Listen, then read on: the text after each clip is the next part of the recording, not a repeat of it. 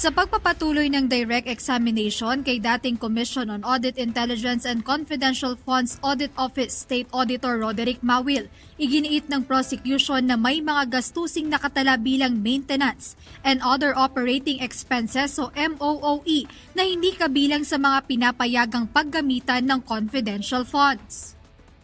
Kasama ba yan sa tinatawag mong exclusive listahan ng pwede paggamitan ng confidential funds, Mr. Witness?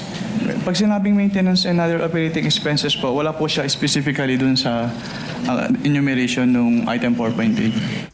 Ipinaliwanag ni Attorney Wamil na magkahiwalay ang regular funds at confidential funds at dapat sagutin ng regular na pondo ng ahensya ang MOOE. Lumabas din sa mga accomplishment report ang mga gastusing tulad ng incentives, medical aid at travel-related expenses na ayon sa testigo ay hindi rin kabilang sa mga pinapayagan ng Joint Circular 2015-01. Dahil dito, sinabi ng testigo ng prosecution, ang mga gastusing ito ay maaaring maituring na irregular expenditure dahil sa hindi pagsunod sa mga requirement ng Joint Circular.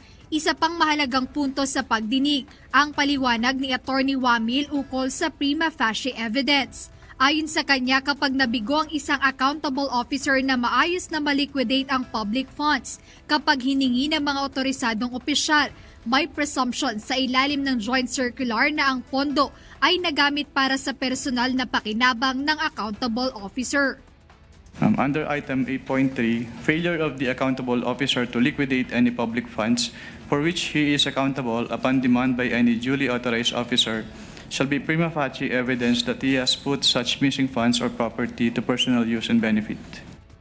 Sa cross-examination naman, sinubukan ng depensa na questionin ang interpretasyon ng prosecution sa pamamagitan ng pagpapakita ng isang COA circular noong 1992 na nagsasaad na hindi palaging praktikal ang pagsusumite ng mga resibo sa mga confidential operations.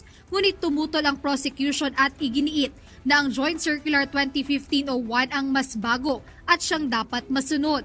Isa rin sa ipinunto ng depensa, bukod kay VP Duterte, mayroon ding ibang vice-presidente ng bansa na nagkaroon ng confidential funds sa panahong nasa COA si Attorney Wamil. Taliwas sa nauna nitong naging pahayag. That's the question to ICFAO actually because yun po ang pinapakita ko lang sa inyo is nagkaroon po ng confidential funds. Ang Office of the Vice President noong 2014 issued December 22, 2014.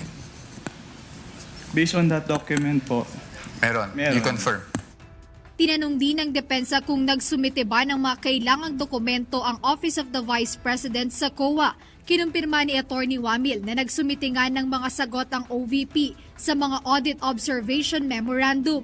Ngunit hindi pa rin aniya ito ganap na tumalimas sa mga requirement. Nag-responde po ba sila sa AOM nyo? yes po, pero hindi pa rin po sila compliant dun sa requirements. No, Your Honor, I'm not asking that. I'm just asking for, nag-submit ba sila?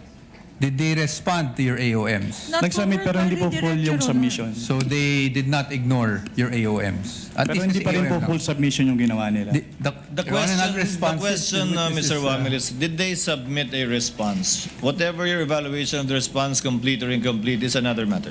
Yes po, Your Honor. They submitted the response po dun sa AOM.